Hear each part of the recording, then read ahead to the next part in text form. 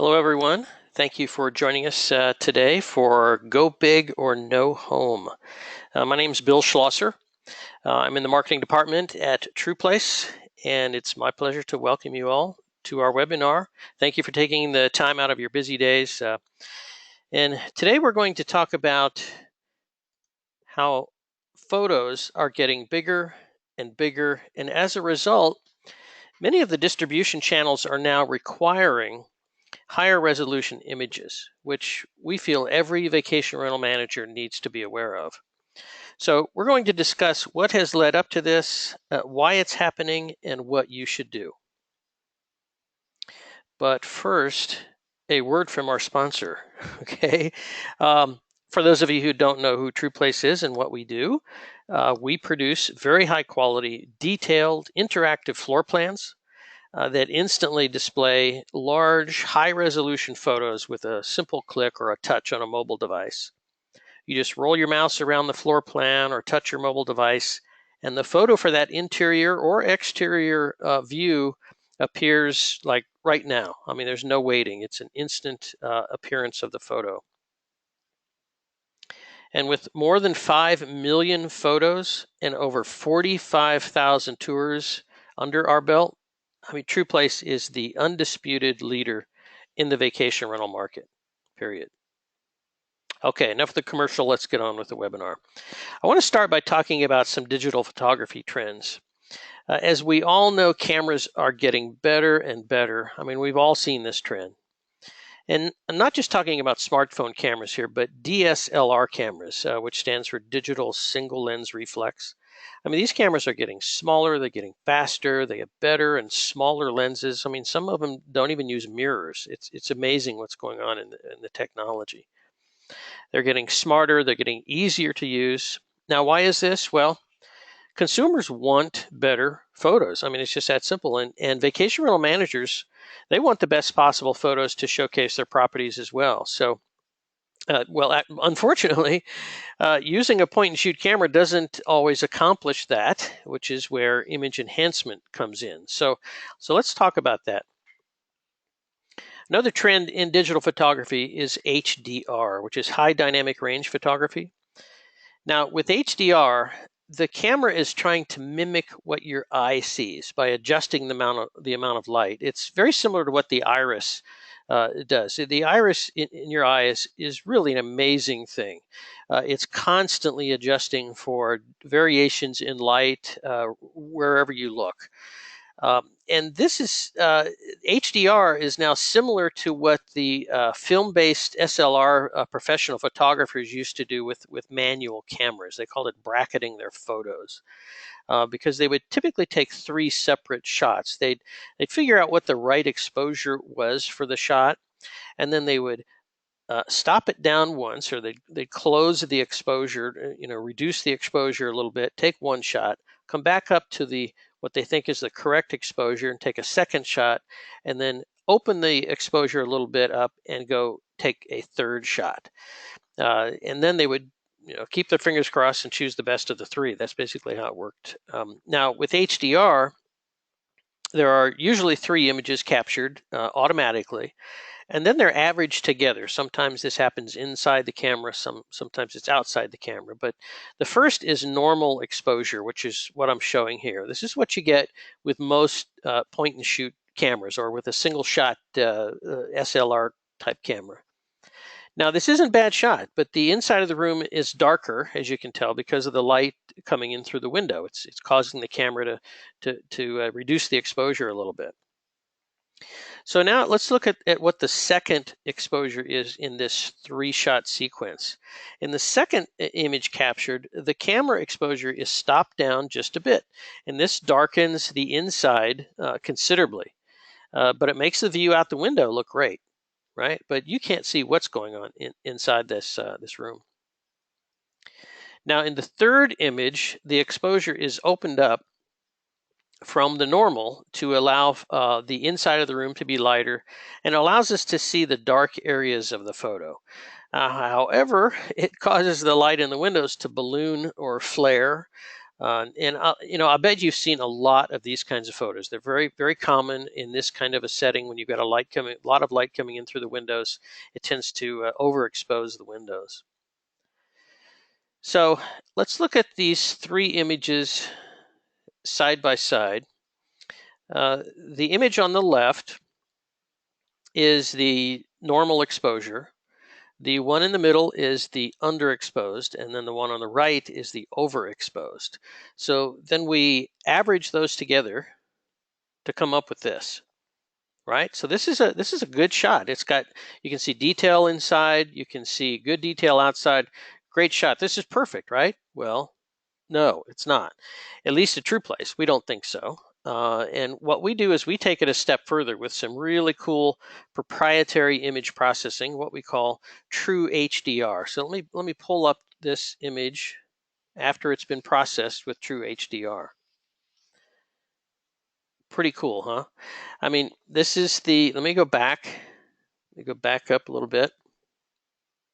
So there's the standard HDR, and there's the TruPlace HDR, true HDR. In fact, let me put these side by side. So we not only enhance the detail in both the inside and outside views, but we also rotated the image a little bit. You may have noticed the one on the left is kind of crooked, and we also eliminate any kind of parallax anomalies and that sort of thing. So the end result is really stunning. I mean, beautiful, beautiful shot.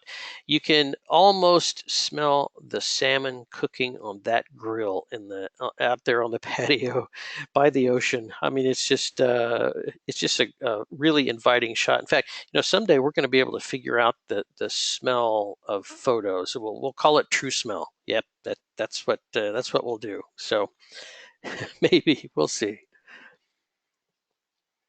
Okay, another trend in digital photography, other enhancements to photos such as blue sky. The shot on the left is the original shot, and afterwards, after the shot was taken, we processed it and added blue sky. And what's cool about this, it provides some significant time savings for photographers and customers who don't want to wait around for the clouds to go away to shoot a property.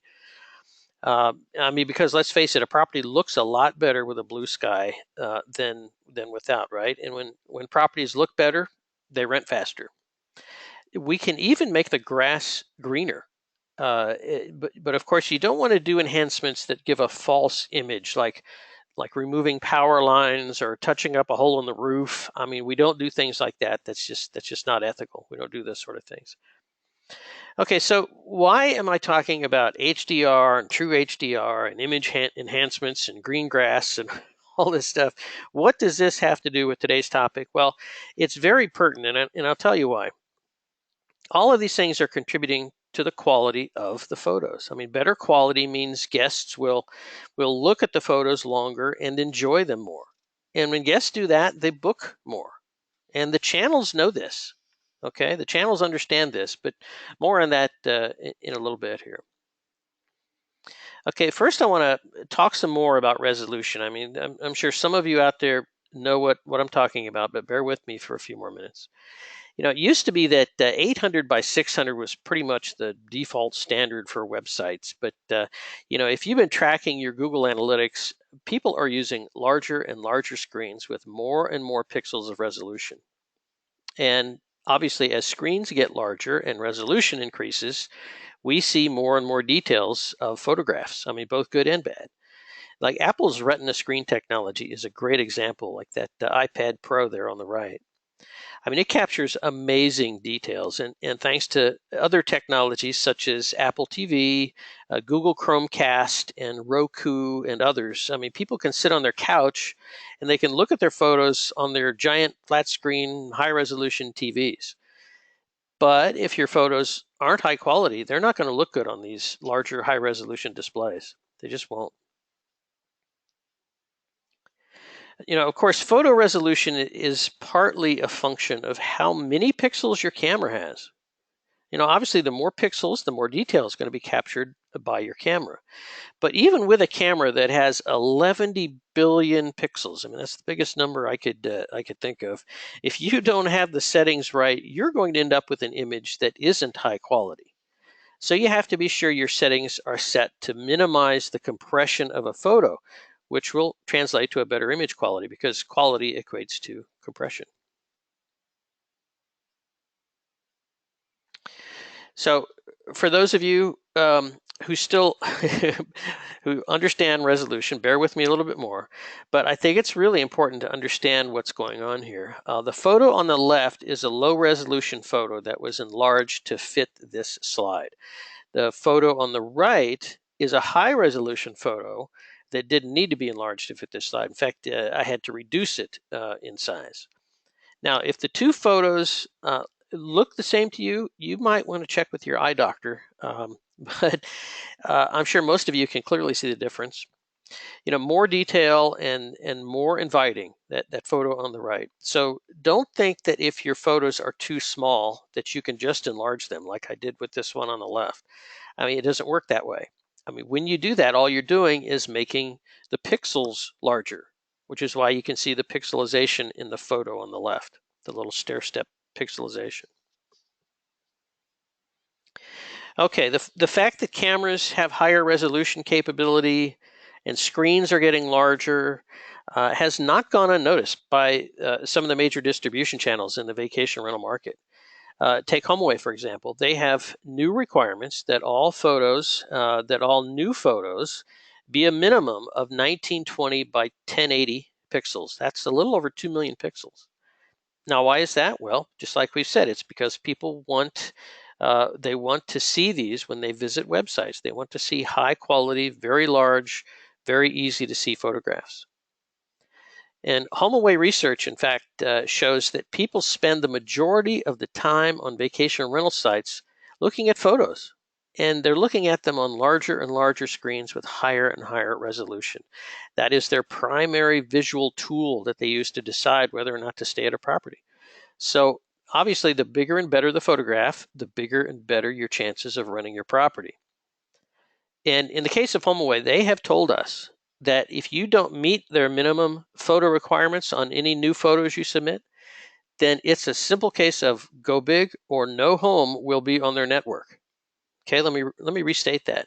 If you don't meet their photo requirements on any new photos you submit, then you will not be on the HomeAway network.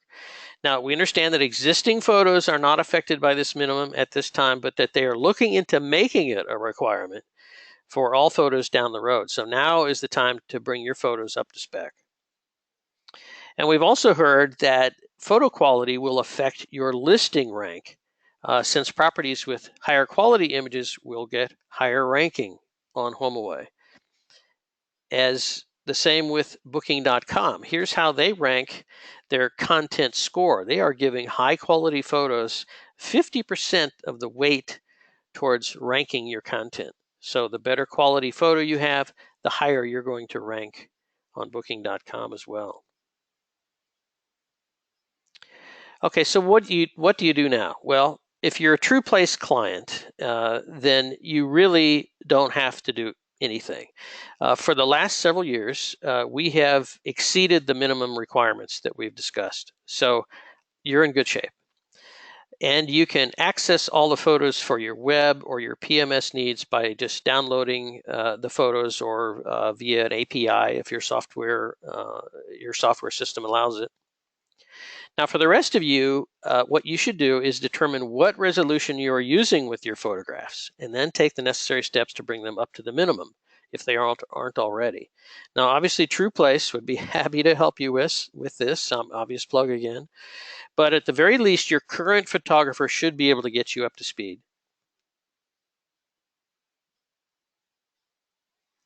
So that's our webinar today. We hope you enjoyed it. And on behalf of all of us at Team TruPlace, we thank you for attending. And please be sure to reach out to us at solutions@truplace.com. That's solutions@truplace.com if you need help or you have questions about photos or floor plans. And may your photos be stunning and your floor plans interactive. Have a great day.